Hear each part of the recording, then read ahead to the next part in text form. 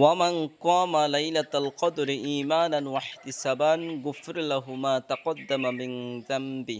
যে ব্যক্তি ঈমানের সাথে সওয়াবের আশায় লাইলাতুল কদরের রাত্রি ইবাদত বন্দেগী করবে, তার বিগত জীবনের সমস্ত গুনাহগুলো আল্লাহ সুবহানাহু ওয়া তাআলা মাফ করে দিবেন। সুবহানাল্লাহ। সম্মানিত প্রিয় ভাই এবং বোনেরা, আপনারা যারা লাইলাতুল কদরের রাত্রিগুলো পাবেন অবশ্যই তালাশ করার চেষ্টা করবেন, কারণ রাসূল বলেছেন তার বিগত জীবনের সমস্ত গুনাহগুলো আল্লাহ সুবহানাহু ওয়া তাআলা মাফ করে দিবেন।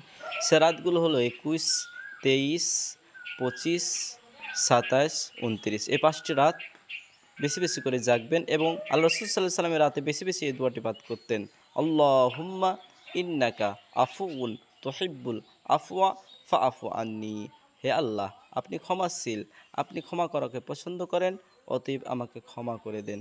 আল্লাহ সুবহানাহু ওয়া তাআলা আমাদের সবাইকে লাইলাতুল কদরের রাত্রি জাগার তৌফিক দান করেন। আমিন। ভালো থাকবেন, সুস্থ থাকবেন। আসসালামু আলাইকুম ওয়া রাহমাতুল্লাহি ওয়া বারাকাতুহু।